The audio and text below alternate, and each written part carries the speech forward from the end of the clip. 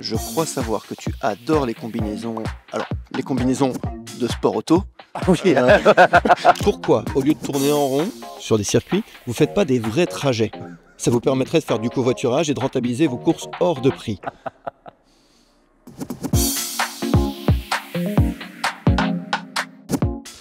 Salut Arnaud. Salut Arnaud. Ça fait un peu bizarre d'ailleurs d'entendre le salut Arnaud une deuxième fois. Oui, mais c'est tellement pratique finalement. Ouais, au On a final, bien fait les choses. ça va être très facile comme ça. Ouais. Bienvenue ici dans nos locaux à Magny-Cours. Ce matin, on était sur la piste, on a commencé à rouler un petit peu sur le circuit. Plusieurs expériences dont on va parler dans quelques instants. Expériences qui se sont, je pense, plutôt très bien passées. Ah oui, si tu me demandes mon avis, moi j'étais aux anges, j'étais au paradis. Non, c'était même au-dessus de mes espérances. Bon, super. Il y a maintenant quelques mois, une personne est arrivée en te disant « Est-ce que tu veux nous rejoindre ?» Donc tu as accepté d'être ambassadeur, parrain de Motorsport Academy. Pour quelle raison? Tu vois très vite dans ce milieu quelles sont les arnaques et qui sont les gens sérieux, qui sont les gens passionnés, qui sont les gens qui emploient les bons mots, qui ont la bonne approche aussi avec moi, qui ont eu la bonne approche avec moi. Il m'a fallu 10 minutes de conversation avec Sylvain pour comprendre que j'étais tombé au bon endroit et que j'étais sollicité par les bonnes personnes et surtout que j'étais sollicité pour les bonnes raisons. Et donc on s'est mis très vite d'accord. Et d'ailleurs, on n'a pas eu besoin de se mettre d'accord. Je pense qu'on avait tous les deux la même approche pour ce qui était de mon implication dans Motorsport et Academy et ce que l'école pouvait m'offrir en échange quoi, de ça. Donc franchement, ça n'a pas été très long. Ça n'a pas été très long pour moi à comprendre que c'était une passion commune, un langage commun et qu'on était d'accord sur ce qu'allait être cette collaboration. Alors d'autant plus qu'aujourd'hui tout le monde connaît, ou presque tout le monde, et j'espère que normalement tout le monde connaît le Arnaud de Samer humoriste, comédien, mais beaucoup moins le Arnaud de Samer pilote finalement. Si on retrace un petit peu l'historique de ton enfance, toi tu avais des idoles quand tu étais plus jeune, 3 idoles principaux si je peux me permettre. Si je dis pas de bêtises, il y avait Laurent Fignon, il y avait Alain Prost, donc là on est déjà un petit peu dans la partie automobile. Et puis, il y avait aussi Michel Platini, puisque tu pratiquais le foot et le vélo. Ouais, grand passionné de foot. J'ai envie de dire un petit peu comme tous les gamins de la planète, parce que c'est le sport numéro 1 qui est facile d'accès. Et donc, j'ai découvert le foot en 82 en regardant France-Allemagne à Séville avec mon père. J'ai découvert le vélo et le Tour de France sur les genoux de mon grand-père début des années 80. Et je suis tombé fou amoureux de Laurent Fignon, un cycliste qui avait un panache, d'ailleurs un mot qui reviendra dans ma carrière, le mot panache, mais qui avait un panache incroyable, un style incroyable sur le vélo avec son catogan blond. Donc j'étais fou, raide, fou dingue de Laurent Fignon, gamin, et toujours d'ailleurs toute ma vie je le suis resté. Et puis Prost qui était sans être un passionné d'automobile, quand tu parles de F1, tu parles pas vraiment de sport automobile.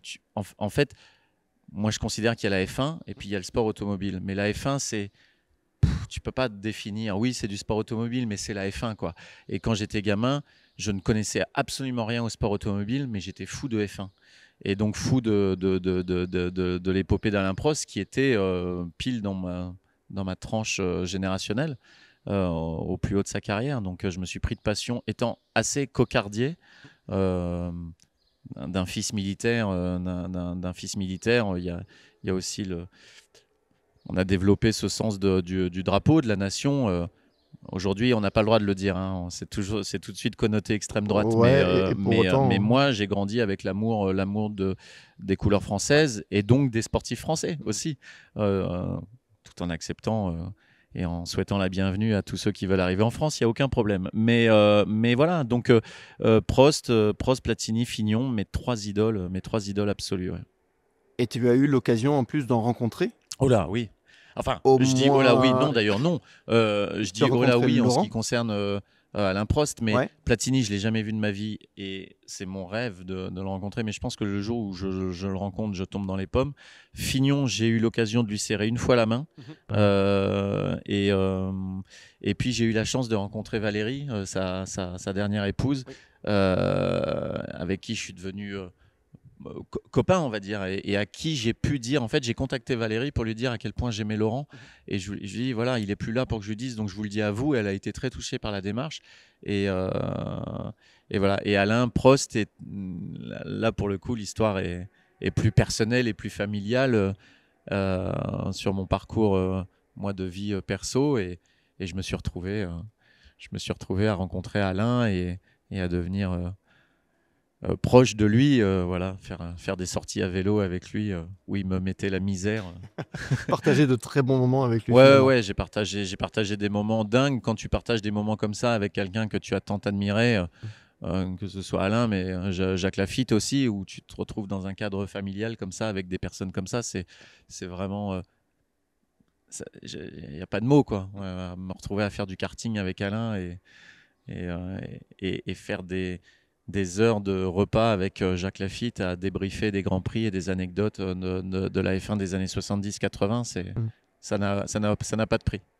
Et ce qui était finalement, quand tu étais plus petit, un rêve, la Formule 1 est peut-être toujours un rêve. Peut-être qu'un jour tu aimerais être au volant d'une F1, si ça n'a pas déjà été fait, juste pour une démonstration ou toute autre chose. Mais ce qui était à l'origine un rêve d'enfant, petit à petit est devenu réel, puisque aujourd'hui tu es pilote automobile, il ne faut pas se le cacher. Tu roules très très bien, que ce soit sur simulateur, que ce soit en voiture. Mais à quel moment tu as eu pour la première fois un volant entre les mains? À quelle occasion?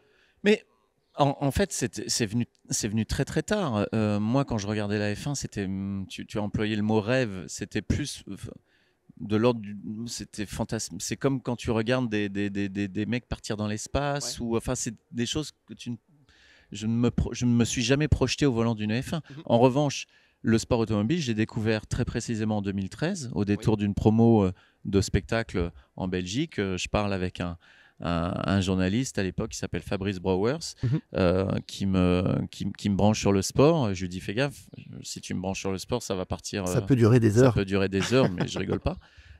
Et puis il me parle de sport auto. Je lui dis que j'aime regarder la F1, mais que j'y connais rien. Et puis, pour la faire courte, très vite, il arrive à me mettre en relation avec Marc Van Dalen et Jean-Pierre Mondron, qui sont les deux personnes de chez Chronos qui géraient la Fun Cup à l'époque. Et je commence à mettre mes fesses dans une voiture de course, même si c'est une Fun Cup, on appelle ça une voiture de course quand même. Bien sûr. Un châssis tubulaire, un moteur, un rapport poids-puissance intéressant et en avant Guingamp, quoi. Et je roule à Dijon, je roule ma deuxième course à Spa, où je fais les 25 heures Fun Cup à Spa en 2013. Très beau circuit. Très, des deux qui resteront d'ailleurs sur mes podiums de mes circuits préférés en ayant roulé aujourd'hui, je sais pas, peut-être 20, 30, j'en sais rien. Ça reste. Donc j'ai commencé par deux des plus beaux circuits au monde et à rouler. Et puis le hasard de la vie fait que je rencontre aussi la maman de mon fils qui baigne dans le domaine automobile, dans le sport automobile. Et je développe un réseau amical, familial. Ma rencontre avec Olivier Pernaut aussi, qui est un ami aujourd'hui et qui dirige une écurie. Enfin voilà, tout ça a fait que la passion est venue en un claquement de doigts à partir de 2013.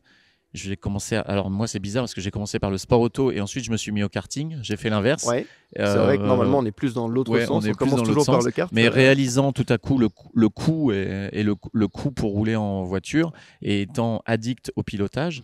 Tout de suite je me suis dirigé vers le karting 4 temps en plus, et là je me suis mis à faire des compètes de 4 temps toutes les semaines, tous les week-ends. Je roulais toujours aujourd'hui, alors un peu moins parce que mon métier me le permet un peu moins, mais je suis toujours passionné de ça. Là je vais rouler j'ai une course je sais plus quand, bientôt là je fais une 2 heures dans la famille Vergne au RKC à Cormeilles-en-Vexin, et donc voilà, et je développe cet amour du pilotage pendant toutes ces années. Tu vois, c'est long, mes réponses sont très longues, hein. Faut pas me brancher, hein. Très très bien. Moi ça me va, c'est parfait. Et alors tu roulais d'ailleurs, tu le disais là, en karting, c'était lors des SWS, les Saudi World Series, à ce moment-là, qui regroupaient finalement un nombre incalculable de pilotes parce que tu pouvais arriver, tu disais j'ai envie de faire une compétition et c'était parti. Ouais. Et il me semble, sans dire de bêtises, que tu as fini sur la finale internationale une année. Ouais, alors c'est le hasard. En fait, je sais plus, en 2017, je crois, les finales SWS se déroulent au RKC, justement sur le circuit chez les Vergnes, dans la famille Vergne. Et il y a un pilote, donc c'est les 80 pilotes mondiaux de la saison qui sont regroupés pour 2 jours de finale. Et donc 80 sur des milliers dans le monde, tu vois. Et puis il y a un désistement et Jean-Marie me dit est-ce que tu veux rouler? Je suis invité à payer mon inscription, mais tu vois, et vas-y, je mets les sous pour payer mon inscription pour participer à ces finales. Où le niveau est dingue. Bah, le niveau est mondial, quoi, tu vois. Et je finis 49e sur 80. Bon, j'avais un très bon kart en finale, mais ça, je le dis pas. Mais je pars 20e de ma finale et je finis 9e. J'avais une balle. Mais je me retrouve. Et puis, je me suis mis à faire aussi. Enfin, j'ai fait beaucoup de courses d'endurance de 24 heures en karting qui a développé aussi mon amour pour l'endurance, même en voiture. Ouais. Parce que rouler la nuit, être fatigué, et puis l'esprit d'équipe, tout ça, voilà, ça me passionne, quoi. Ça me passionne. Et d'ailleurs, c'est marrant de voir la tronche des gens qui me voient débarquer sur un circuit. Je dis, mais c'est... Je l'ai vu quelque part, ouais, celui-ci. Je l'ai vu. Et puis de me voir bouffer des jambons beurre assis sur le bitume dans un box, et être le plus heureux du monde. En toute simplicité. Oui, parce que je suis comme ça et que ma vie, mon équilibre, il est là, quoi. Voilà. Je crois savoir que tu adores les combinaisons. Alors, les combinaisons de sport auto, ainsi que les casques. Ouais. Tu les collectionnes finalement. Tu en as énormément à la maison.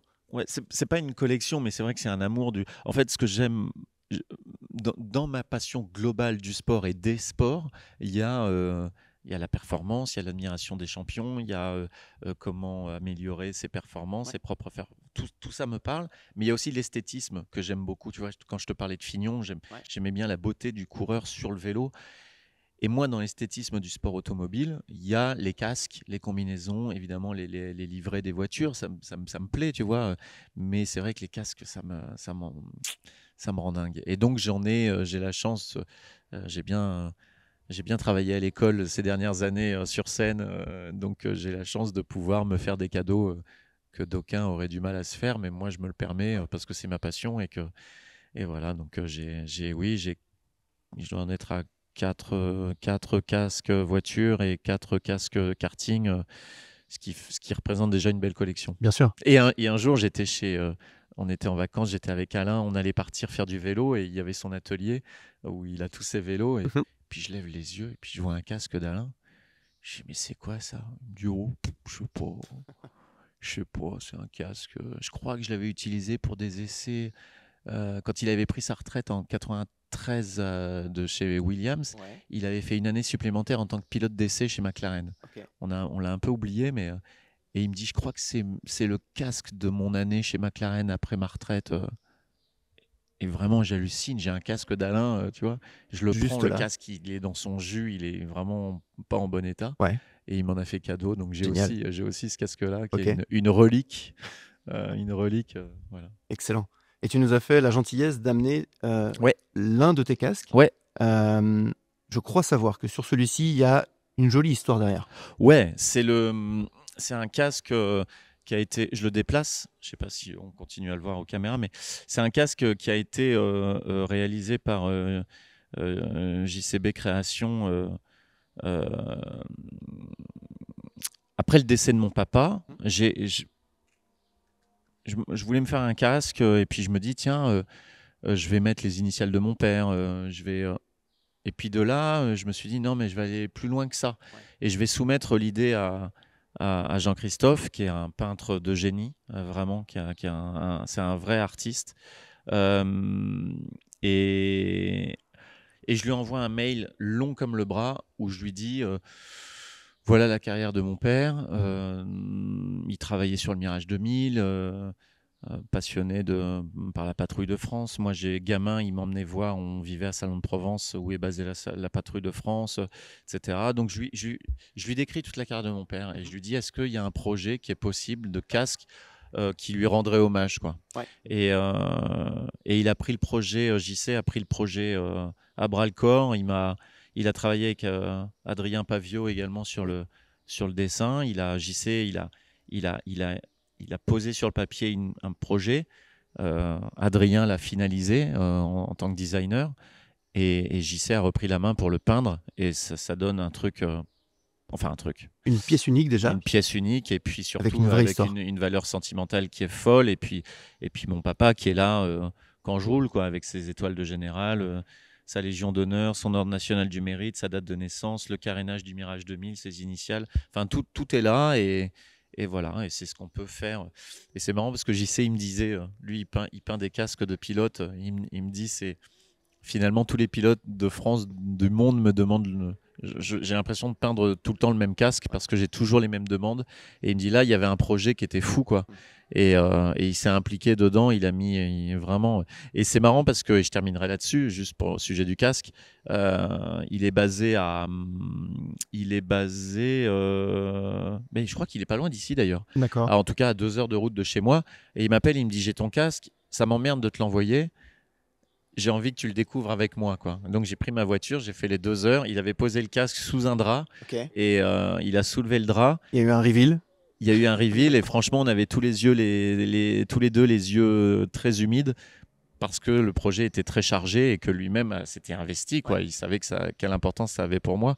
Donc voilà, les casques, on peut faire tellement de choses sur une peinture de casque que ça fait partie de ma passion du sport auto aussi, le côté esthétique et le côté. Là, le dernier en date que j'ai fait, c'est un casque de karting, pareil, que j'ai dans une couleur mate prune que JC a peint avec.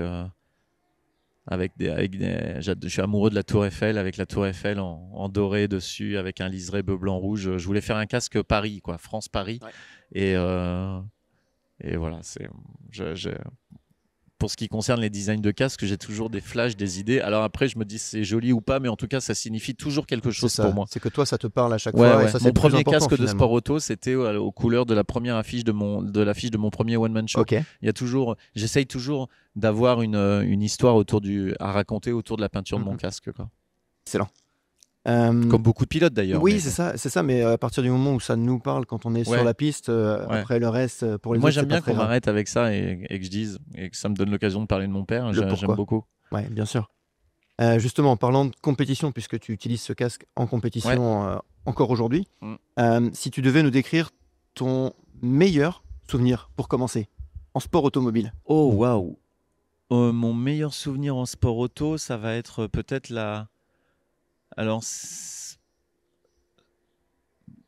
peut-être un relais de nuit que j'ai fait à Portimao sur une 24 heures en Lamera Cup. Et ça vient en concurrence avec quand on a fait podium avec Olivier Pernaut et Théo Noué et Benjamin Rivière. Tous les 4 ont fait podium aux 25 heures de Spa. En tant que premier français.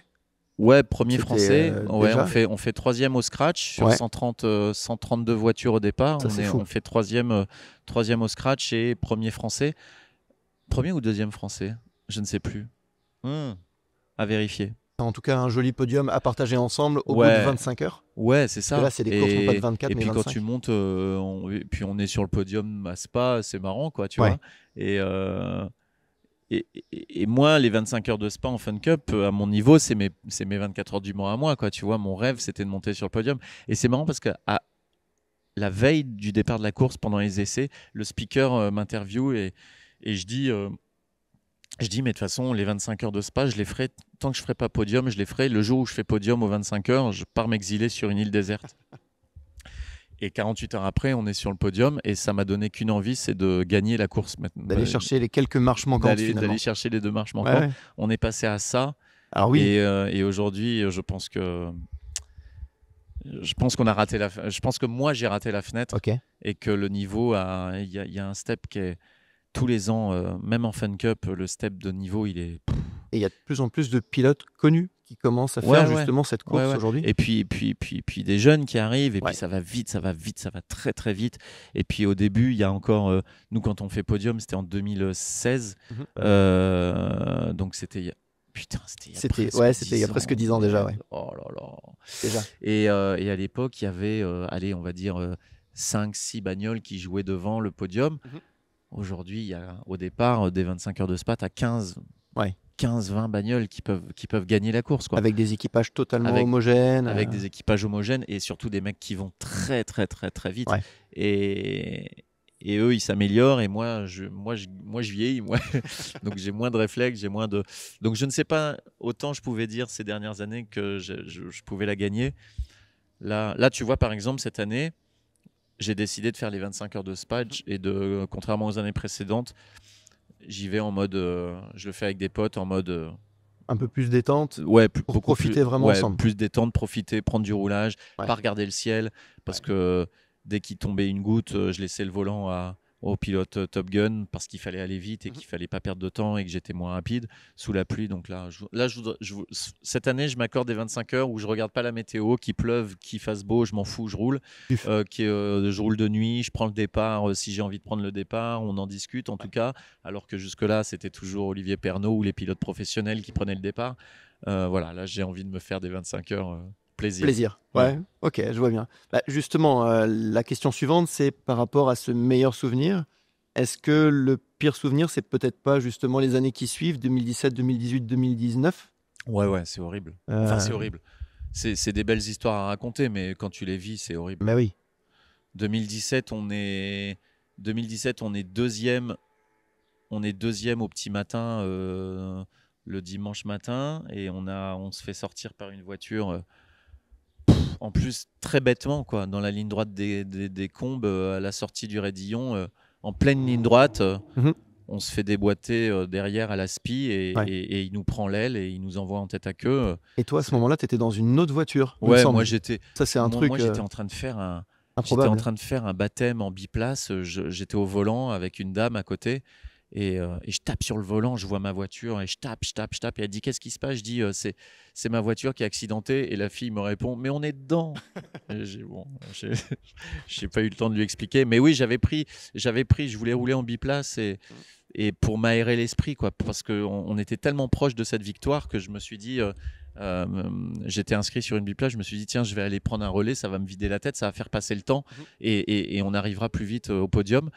Et donc là, cette année-là, ça se passe comme ça. L'année suivante, on est deuxième ou troisième au plein milieu de la nuit. On casse le moteur au même endroit, même poste de commissaire, dans la même ligne droite, même poste de commissaire, on casse le moteur. L'année suivante, on est premier à 10h le matin, le dimanche matin. Là, je suis au volant, je viens de faire un double relais. Et là, on fait panne sèche. On finit 12e. Et l'année suivante, on fait 4e, l'année suivante, 12e, l'année dernière, on fait 4e, je crois encore. D'accord. Donc, vraiment, on passait pas loin, quoi. On passe pas loin. Mais l'année... Ah non, il y a une année, on était pareil, premier, et on casse une palette, la palette de downshift. Je fais 1h15 de relais en 5, sans pouvoir rétrograder. D'accord. Donc, on rentre, on est obligé de changer les plaquettes parce que plus de frein moteur. Donc, j'ai les plaquettes qui sont mortes. Enfin voilà, mais après ça reste le sport d'endurance. J'ai pas envie de dire on a manqué de chance, quoi. C'est parce que ça fait partie du sport d'endurance. Il y a les humains, il y a la mécanique. Et la mécanique, quoi. Mais tout ça, quand ça t'arrive, quand tu es 20e sur 130, bon, bah, c'est comme ça. Mais quand tu es premier, à 6 heures de l'arrivée, tu te dis, il y avait quand même quelque chose à jouer, quoi. L'histoire est un peu différente. Ouais. Les regrets sont un peu plus grands. Ouais. Mais écoute, ça reste des bons souvenirs quand même maintenant. D'accord. Puis ça reste que... Et ça reste finalement l'histoire un petit peu de ce que tu as fait toi en sport automobile. Ouais, aussi. Voilà. Ouais. Justement, si on devait rebondir sur ta discipline favorite aujourd'hui. Alors, on a cru comprendre que la F1 tenait particulièrement une place dans ton cœur. Tu veux dire en tant que pratiquant ou en tant que spectateur? Non, je pense que le wake, moi l'endurance, le wake, de regarder les hypercars et les MP2, les GT... Évidemment, la F1, j'adore, mais si on met la F1 en dehors du sport automobile, moi, c'est le wake, les 24 heures du Mans, les courses d'endurance, et je vous le dis, je pars à Sao Paulo voir les 6 heures de Sao Paulo au mois de juillet. D'accord. Et je vais sur place à Interlagos voir et je vais passer les 3 plus beaux jours de ma vie, quoi. À traîner dans les box et à faire que ça. Et je vais être le plus heureux du monde. Tu étais présent, je crois, aux 24 heures du Mans il y a 2 ans peut-être, avec Julien Febvreau. Ouais. Parce qu'il y avait la Carrera Cup qui était en ouverture des 24 heures du Mans. Oui, je suis allé voir. Ouais. Et tu avais pu participer entre guillemets à la course d'un point de vue spectateur. Tu étais resté à ce moment-là? Oui, bien sûr. Bien sûr, j'étais resté. Je me souviens que Julien m'appelle. Il me dit, t'es le premier à qui je le dis. Je l'ai même pas dit à ma mère. Il me dit, voilà, je vais rouler en Porsche Cup en course support des 24 heures du Mans. Et il me dit, je prends le soin de te le dire en premier et tout parce que je sais que ça. Je me mets à ta place et je sais ce que ça va provoquer en toi. Et vraiment, j'avais un sentiment de je déteste mon pote. J'étais mort de jalousie et en même temps tellement heureux pour lui, quoi. Et je lui ai dit, écoute, la jalousie partira si tu me promets de m'emmener dans ton sac à casque et de me faire vivre le truc avec toi. Et c'est ce qu'il a fait très gentiment et j'ai pu vivre ça de l'intérieur avec lui.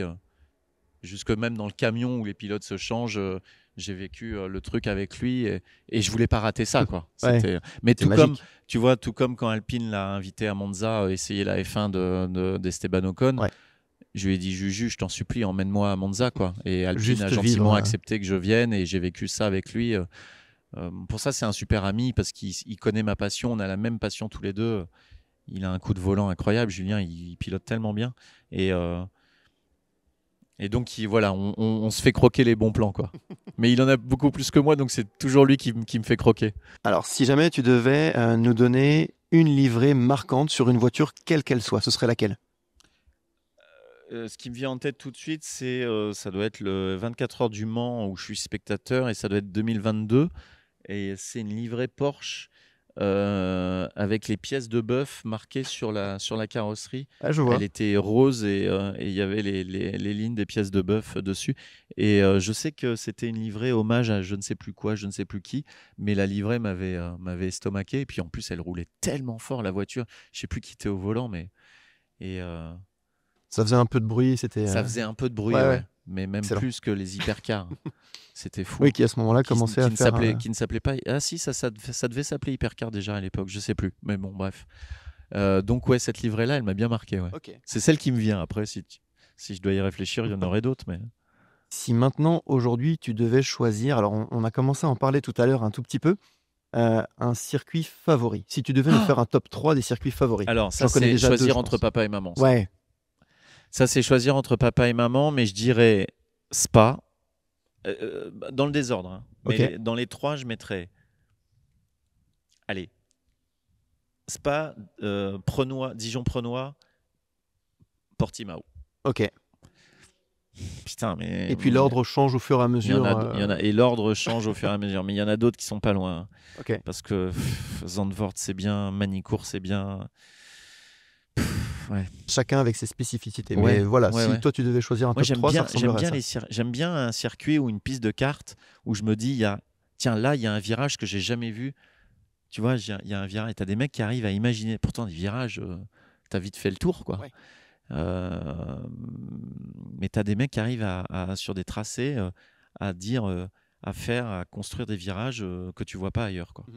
Et tu vois le Raidillon à Spa, tu le verras. Voilà. C'est le meilleur exemple. C'est l'exemple le plus extrême, mais le Raidillon à Spa, c'est l'exemple type du virage que tu vois pas ailleurs, quoi. Et à Dijon n'est fait que de virages que tu ne vois pas ailleurs. C'est la quasi-totalité des virages de Dijon, tu te dis mais putain, ça n'existe pas. Et quand tu es au volant, il est tellement dur à piloter, Prenois, mais tellement passionnant. Et enfin voilà. Ouais, la première fois à Dijon, alors on y va, nous, en stage de pilotage, justement, en première expérience découverte. Et c'est là où les gens nous disent mais ça va vite partout à Dijon. Bah oui, à Dijon, ça va vite partout. Ouais, mais et alors, quand tu fais un track walk à Dijon, putain, mais j'avais roulé plusieurs fois. Hein. Mais j'avais jamais fait vraiment de track walk sur l'entièreté Mais le dénivelé, est fou. Exactement, ne serait-ce qu'à la parabolique, quand tu es tout en bas et quand tu commences à monter. Mais même le T1, même le premier virage, tu as l'impression que c'est plat. C'est vrai. Que nenni. Non. pas plat du tout. Pas plat du tout, c'est comme ça. C'est ça. C'est fou. Il y a du dénivelé H24 sur ce circuit. Ah oui, oui. C'est ça qui est chouette. Arnaud, tout à l'heure, on parlait de Motorsport Academy, du fait que Motorsport Academy se déplace sur 15 circuits en France. Ouais. Si toi, tu devais vivre une première expérience sur un de ces circuits, alors sur 3, 4 peut-être, sur lesquels tu te dirigerais? Alors, s'il n'y a pas de notion de géolocalisation, moi, ma personnalité fait que j'irai crescendo dans la découverte du pilotage, dans la découverte des circuits. Le Bugey, par exemple, qui est un circuit dans la région lyonnaise, qui est un petit circuit qui va te mettre en sécurité, en confiance, avec lequel tu vas pouvoir appréhender la voiture, on va dire, sans être trop pris par le côté intimidant d'un vrai circuit de course. Complètement. Et puis ça reste quand même un lieu où tu peux aborder des premières notions de pilotage. Et puis on a des circuits, le circuit club d'Issoire, on a le circuit d'Issoire. Ensuite sur un step un peu plus long en termes de plus de vitesse finalement, un petit peu déjà. Où tu emmènes plus de vitesse. Le Manicourt, pareil, le circuit club de Manicourt, qui est un step aussi un petit peu au-dessus, et où là tu commences à prendre pareil, plus de Vmax, tout en étant hyper... Moi, ce que j'adore sur ces circuits, c'est que tu as le côté sécurité qui est vraiment hyper important aussi quand tu découvres ça. Donc ce sont des circuits, Issoire, Manicourt, qui sont des circuits qui t'enlève ça de la tête, toi, quand tu débutes, mais peut-être aussi des instructeurs. Peut-être aussi, il faudrait leur demander. Voilà. Et puis après, Motorsport Academy va sur des circuits qui sont là de l'ordre du rêve de tout pilote, quoi. Quand tu commences à mettre les roues à Nogaro ou à Dijon, Prenois, voilà, là tu touches à vraiment des endroits où les meilleurs pilotes du monde ont déjà roulé, où là tu es vraiment sur des circuits professionnels de pilotage de haut niveau, et tu peux goûter à ça, quoi. Donc voilà, si on a un crescendo à faire, les 4-5 circuits que je viens de dire me paraissent assez cohérents, en tout cas dans l'apprentissage. En tant que pilote, à chaque fois que tu te mets dans la peau, justement, non plus du comédien, de l'humoriste, mais que tu te mets dans la peau de pilote, qu'est-ce que tu as comme rituel d'avant-course? Est-ce que tu as des rituels, justement? Non, j'ai pas forcément de rituel, mais en revanche, il y a un truc qui est assez marquant pour les gens qui me découvrent sur un circuit, qui me côtoient sur un circuit, c'est que ça rigole pas du tout. Ouais. Je suis, moi, passionné, j'ai envie de faire bien les choses, j'ai aussi conscience que c'est un sport dangereux, que c'est un sport pour lequel je suis passionné, donc j'ai envie de progresser, donc je suis concentré, et je suis respectueux de... Donc tu verras quelqu'un de très impliqué, mais impliqué pour rouler, pour faire la course et faire les choses bien. Et très certainement que beaucoup de gens qui m'ont croisé sur des circuits se disent il est pas marrant ce gars-là, en fait. Et c'est pas grave, c'est pas grave, c'est moi, c'est comme ça. Mais donc non, j'ai pas forcément de rituel, mais en tout cas, je suis dans l'événement, quoi. Et je suis pas là pour faire le mariole et pour aller de box en box, montrer ma gueule et monter sur les capots et danser sur les capots. C'est pas vraiment le style. Et non, et une chose à savoir, mais ça, et ce qui rend fou Jérémy Ferrari, mon producteur et collègue, c'est que je n'ai pas une once de trac. D'accord. Là, on est en tournée de Zénith, on joue devant 6000 personnes tous les soirs. Je n'ai pas une pulsation cardiaque supplémentaire avant de monter sur scène, mais vraiment, j'ai la chance de ne pas avoir le trac. En revanche, tu me mets au départ d'une course de karting 4 temps, et je vais avoir le cœur à 120 et je vais avoir le trac et... Tu prends le départ, Arnaud? Ok, je prends le départ. Ok, mais une course de kart. Ouais. Une course de kart 4 temps. Comme si c'était la grande première fois et que tu n'avais jamais vécu la situation finalement. Ouais, mais parce que y a quelque chose qui me... Je sais pas, Je trouve que toute la symbolique d'être sur un circuit, et alors en bagnole, c'est pire encore, toute cette symbolique-là, l'habitacle d'une voiture de course qui est très anxiogène, il y a très peu de volume, t'es confiné. La première fois qu'on m'a serré des harnais sur un Hans, j'ai insulté les mecs. J'ai dit, mais vous voulez que j'étouffe? C'est ça. Tu t'es écrasé comme ça. Donc il y a quelque chose de très claustrophobique et anxiogène. Ok, après, tu t'habitues, mais ça reste quand même anxiogène, quoi. Donc même après 10 ans de pratique, je continue à avoir le trac. Et je pense que c'est bien, hein. Autant ne pas avoir le trac avant de monter sur scène, c'est pas grave si tu le compenses avec de la concentration et si c'est parce que c'est de l'habitude, ça fait 25 ans que je fais ce métier, etc. Mais je pense qu'avoir le trac en montant dans une voiture de course, ça t'aide quand même à te rappeler pourquoi tu es là, pourquoi c'est dangereux. Tu restes connecté finalement avec la réalité de Avec l'instant. la réalité du sport auto, quoi. Bien sûr. Un mec qui me dit qu'il n'a pas du tout le trac avant une course, je monte pas à droite avec lui, hein. Déjà, tu montes rarement à droite, si je dis pas de bêtises. Non, déjà, je monte jamais à droite, mais alors là, encore moins. Encore moins. Ouais. Si jamais tu pouvais revivre une course que tu as déjà vécue, celle qui est aujourd'hui peut-être la course vraiment où tu te dis, celle-ci, j'aimerais bien la revivre, mais avec une finalité différente, ce serait laquelle? Eh ben, c'est une course que m'a fait faire le monsieur qu'on voit là. Ah. Ouais. Donc on remet le contexte, c'était avec Racing Technology. Racing Technology. Okay. On était en Alpine Cup à Spa. Ouais. Et ça roulait. Il y avait les 10 pros. On était 20 sur la ligne. Il y avait les 10 pros et les 10 gentlemen. D'accord. Et il y avait 2 courses. Et la première course, je finis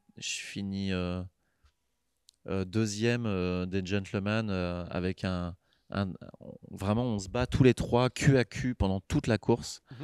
Super souvenir. Et le lendemain, on remet ça. Et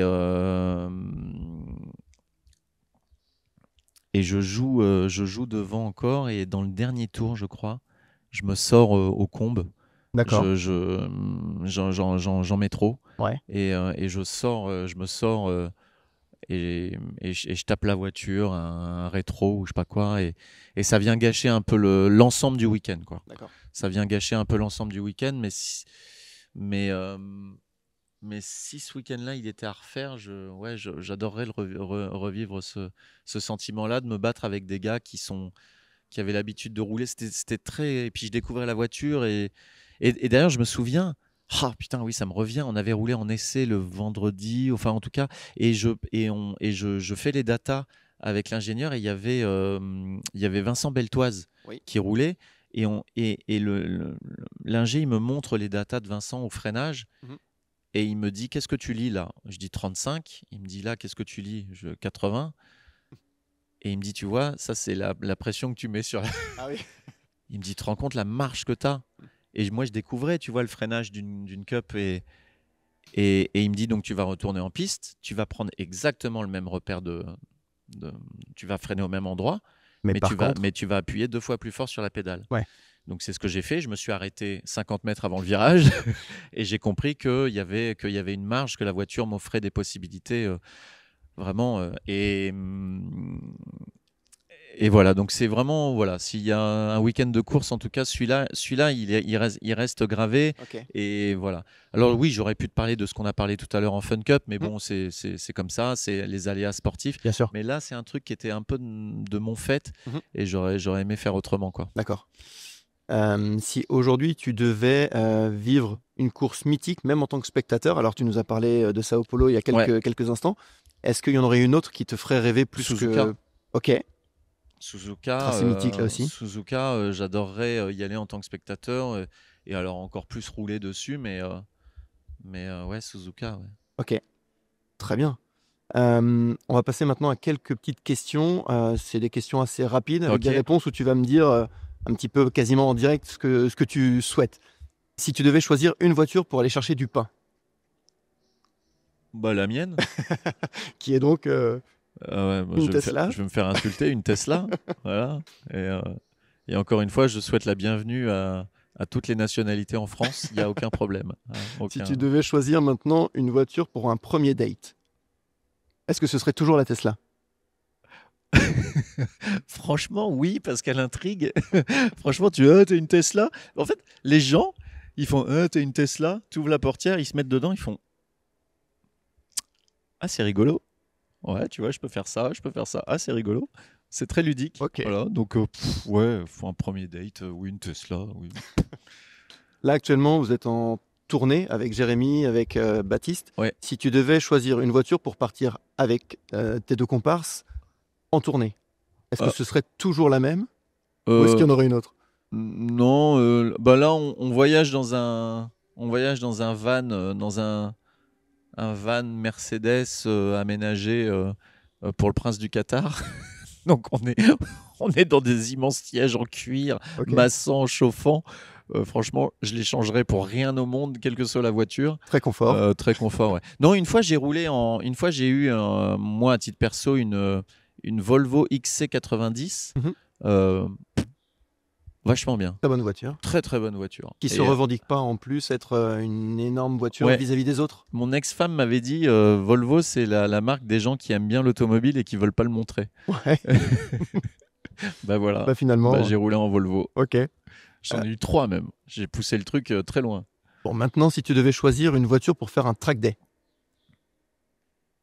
Une Cup, une Porsche Cup. Ok. Vraiment une Porsche. Sachant que ce matin, on a roulé. J'ai un peu exaucé ce rêve. Ouais. Ouais, ouais. On en Mais était pas bien loin. là, tu parles de track day. Ouais, pour un track day, ouais. Alors, pour un track day, on va essayer autre chose. On va essayer une McLaren. D'accord. Ouais, une McLaren. Ok. Très bien. Quelle que soit la McLaren. Ouais. Ok. À partir du moment où il y a le Elle logo sera bien. McLaren, on est bien. Elle sera bien, ouais. Ok. Si Ça marche. elle est pas très haute et qu'elle s'appelle McLaren, elle va être forcément pas trop mal. Ouais, ça va le faire. Étant donné que toi, tu n'aimes pas être dans le siège de droite, Ouais. si tu devais avoir un copilote idéal, qui ce serait? Quelqu'un, parce que l'enseignement, c'est un. Tout le monde n'a pas la fibre de ça. Donc, ce serait. Tu vois, j'en parlais tout à l'heure, mais Julien Febvreau. Ok. Pour son côté maniement de la langue, passion du pilotage, et il a ce côté. Merde. Il s'est enseigné, quoi. Je sais plus Ouais. comment, je sais plus quel est le mot, mais. Il est un peu pédagogue. Voilà, pédagogue. Ouais. Pédagogue. Donc il manie bien la langue. Il a des mots précis dans sa pédagogie. Je le sais parce qu'on a beaucoup débriefé de courses diverses et variées, notamment au Trophée Andros. Et je pense que je serais bien avec Julien à droite. Ça me rassurerait. Ouais. Ok. Ce matin, tu as essayé plusieurs voitures et tu les as vues sur le circuit, des Porsche, des Lamborghini, Ouais. Alpine, Mustang, McLaren, justement, on en parlait il y a quelques instants. Quelle est celle qui a retenu le plus ton attention? Bah, la GT3 RS. Ouais. Bah oui, sans hésitation. Et pourtant, la Lamborghini, il y a un côté, je te le disais en La sortant STO. la STO, il faut t'en occuper. Il y a un côté où, la notion de pilotage, et je pense que c'est des trois que j'ai essayé, celle où la notion de pilotage est la plus importante, parce qu'il faut vraiment, tu sens que voilà, il faut s'en occuper, quoi. Ouais. Alors la GT3 RS, il faut s'en occuper aussi, mais elle est tellement agréable. Putain, dans le châssis, dans le freinage, je sais pas, La performance à chaque instant, finalement, cette voiture. partout, quoi. Ok. Elle est performante partout, en entrée, en sortie, en courbe, mais j'avais déjà mis les fesses dans une Porsche. J'avais déjà été très étonné par je sais pas si c'est une signature Porsche, mais à chaque fois le freinage m'impressionne, quoi. L'attaque de frein est folle, et le comportement du châssis, pareil, au freinage, en entrée, Ça ne bouge pas. ça bouge pas, quoi. ça. Tu fais ton dégressif, tu rentres dans franchement, non, j'ai adoré. J'ai adoré. Et encore, on l'a pas poussé. C'est ça. On a fait 4-5 tours, on n'est pas allé au bout du délire, quoi. Mais là, je peux y passer la journée à faire des datas, ce que tu veux, et aller chercher les dixièmes, les centièmes. Ça me passionnerait de faire ça. Et justement, complètement à l'opposé, si tu devais choisir une voiture pour découvrir le pilotage, laquelle ce serait? Là, dans celle que l'on a, nous, aujourd'hui sur le circuit, est-ce qu'il y en a une où tu te dis, tiens, celle-ci, pour commencer le pilotage, je la prendrais? Sans parler de puissance, sans parler de tout ça. L'Alpine, peut-être. Mhm. L'Alpine. Par son côté joueur? Ouais, oui, et joueur, et puis des souvenirs que j'en ai, c'est elle est pas, elle est joueuse, mais elle est pas piégeuse, quoi. Complètement. Donc Complètement. ouais, je dirais ça. Ok, très bien. Euh, alors, on a parlé un petit peu justement de toute ton expérience en sport automobile. Si aujourd'hui tu devais nous donner ton calendrier 2025 de sport automobile, je crois savoir qu'il y a une nouveauté, quelque chose que tu n'as jamais fait finalement, un circuit que tu vas découvrir. Oui, Charade. Le circuit de Charade. Charade. Ouais, c'est ça. Je vais découvrir Charade début juin en Fun Cup. Et je vais, mais comme je suis bon élève et que j'ai pas envie de passer pour un guignol en arrivant là-bas, je vais aller d'abord découvrir le tracé sur simulateur chez Ores Racing, chez mon ami Olivier Pernaud. Donc je vais aller apprendre le tracé parce que je sais que Charade, faut pas se rater, quoi. C'est pas un circuit club, hein, on va dire. Si tu mets les roues là où il faut pas, c'est très vite le mur. Donc C'est ça. et en même temps, j'ai toujours mini-nerd. entendu parler de ce circuit comme étant un circuit fabuleux. Et peut-être qu'il montera sur mon podium de circuit à la fin du week-end. Ça donnera Mais- l'occasion d'en reparler finalement. Bah ouais. Mais donc, je vais découvrir Charade début juin. Ouais. Les 25 heures de Spa Les 25 également. heures de Spa au mois de juillet. Ouais. Et puis au mois d'octobre, Jérémy et Baptiste m'ont offert pour mes 50 ans, ils m'ont offert une manche d'Historic Tour en Lotus 7 ici, à Manicourt. À Manicourt. Ouais. Donc je vais faire ça au mois d'octobre. Ok. Très certainement sous la pluie, mais écoute, la Lotus 7 sous la pluie à Manicourt, ce sera. Ce sera une expérience. Ouais, ce sera une expérience, ouais, je pense. J'ai encore deux questions. Ah ouais, Alors, mais deux vas-y. questions de personnes que tu connais. Oui. Parce qu'on me signale dans mon oreillette que, je Que- n'ai pas Que d'oreillette. tu n'as pas d'oreillette. Déjà, de 1. Non, puis surtout que Baptiste et Jérémy ont eu la gentillesse de nous fournir des questions te concernant. Ils sont gentils. La première, elle est de Baptiste. Ouais. Baptiste, il voulait savoir si tu devais choisir une seule voiture de course. Alors, d'abord dans celle que tu as utilisée et dans celle que tu n'as peut-être jamais utilisée, avec laquelle tu aimerais faire vroom vroom. Dixit Baptiste. Alors ça, c'est bien Baptiste parce que voilà, ils y connaissent rien les deux et donc quand ils parlent de ma passion du sport auto, ils appellent ça vroom vroom. D'accord. Il dit tu vas faire vroom vroom ce week-end. Voilà, donc là ils savaient qu'aujourd'hui j'allais faire vroom vroom. C'est vraiment pour te donner leur niveau de connaissance et d'implication dans. J'imagine. Mais si j'avais une voiture utilisée ou pas pour faire une. Bah... Mais non, mais j'en ai. Tu vois, à chaque fois que je vais aux 24 heures du Mans, que je vois passer les GT et je vois passer les Porsche et le retour que m'a fait Julien sur son expérience en Porsche Cup. Non, ce serait une Porsche Cup. Ok, J'aimerais bien essayer ça. Ok. Une fois. Donc ça, c'est dans celle que tu n'as pas utilisée, dans celle que tu as déjà utilisée. Eh ben, je referais bien de la Formule Ford. D'accord. J'avais adoré. Ok. J'avais adoré. Donc là, on est vraiment sur des voitures un petit peu plus typées anciennes, si j'ose dire, ancienne génération. Ah oui. Mais par contre, avec des niveaux de performance qui étaient juste topissimes au Ouais. moment où ça roulait. Et qui sont tellement ludiques au volant parce que pas d'aéro, pas de pneus. Été allongé, ça reste une monoplace, quoi. Exactement. Avec le casque à l'air. Ouais. Et voilà, donc j'avais adoré. J'avais fait Formule Ford à Spa et j'avais fait un week-end de Formule Ford à Silverstone sur le circuit. Alors, c'était le tracé club avec que des Anglais, des fous furieux, parce que c'est une institution, la Formule Ford là-bas. Là-bas, ouais. Et que des vieux.